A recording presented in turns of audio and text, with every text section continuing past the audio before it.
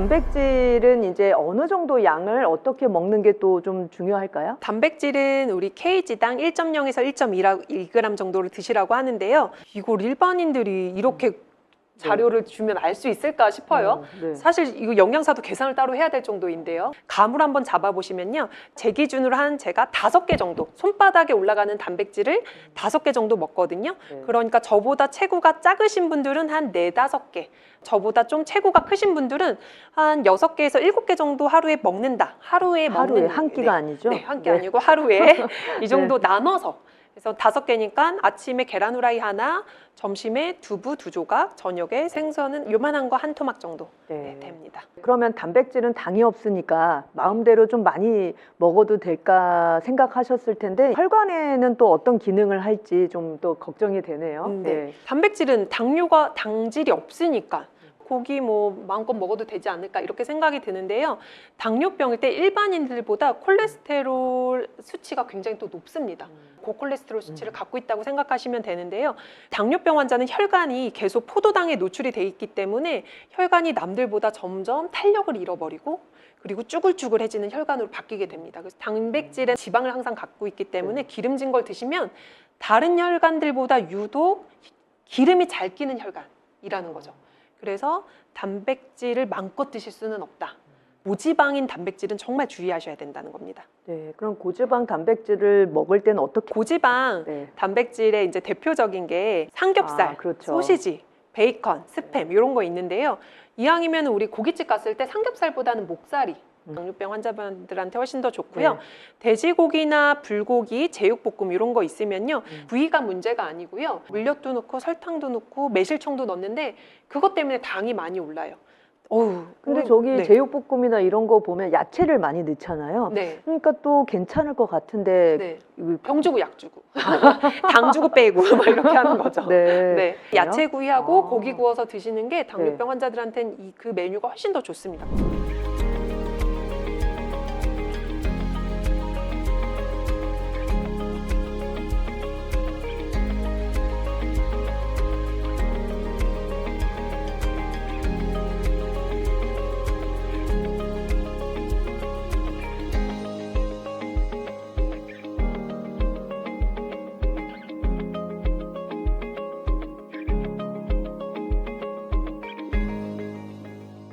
지방이 이제 혈당에 어느 정도 영향을 미치는지 또 좀 궁금해지네요. 기름 많은 걸 우리가 지방으로 분류하진 않고요. 기름류, 올리브유, 들기름, 참기름, 그 다음에 견과류, 요거를 우리가 지방분으로 묶거든요.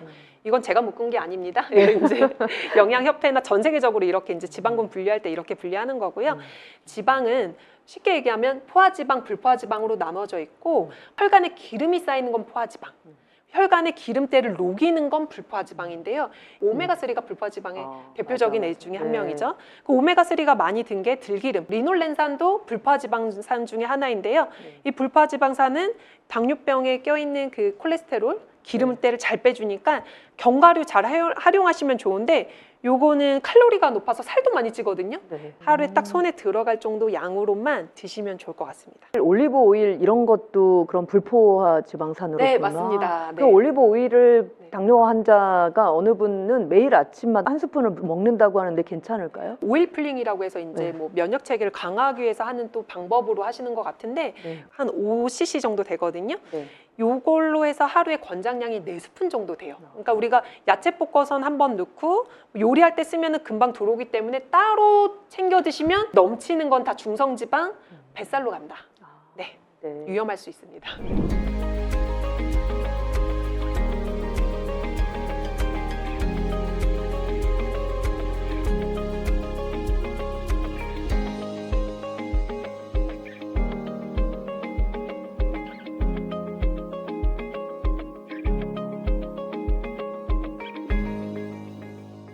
이 채소를 당뇨인들은 어떻게 먹는 게 좀 좋을까요? 좋으니까 그럼 많이 먹어도 좋을까요? 네, 너무 많이 먹으면 네. 이게 또 설사를 유발할 수도 있고 또 복통을 유발할 수도 있기 때문에 네. 근데 그 정도로 많이 먹는 사람이 있나 또 싶어요.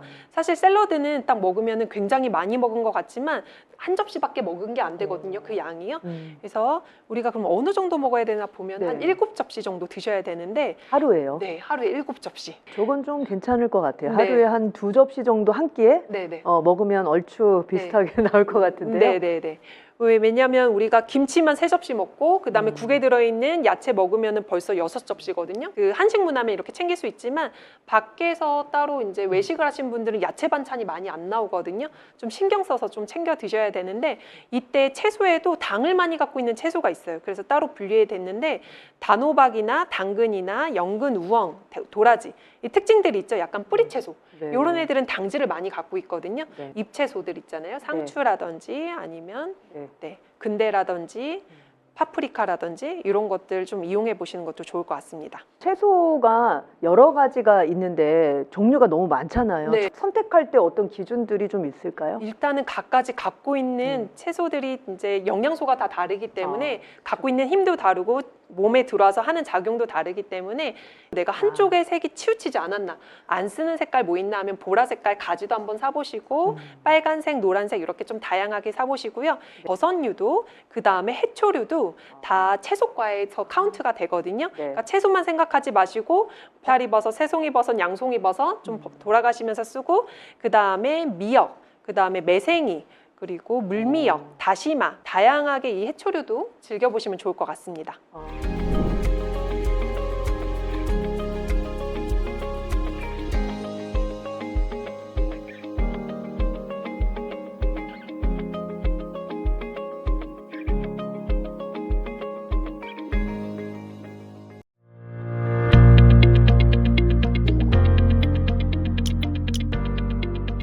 안녕하세요. 건강한 요일의 앨리스 대표 앨리스입니다. 어떻게 건강 관리를 하시나요? 내 건강은 내가 지켜야 합니다. 좋은 생활 습관을 만들어 간다면 아프지 않게 될 수 있습니다. 건강한 습관 만들기를 위해서 저희 앨리스 서비스를 시작합니다. 하루에 잠깐 라이브로 1시간 정도 원데이 코칭 시간을 갖습니다. 명의들을 모시고 건강에 대한 이야기를 하는데요. 나한테 맞는 생활 습관을 만들어 보실 수 있도록 원데이 코칭 준비했습니다.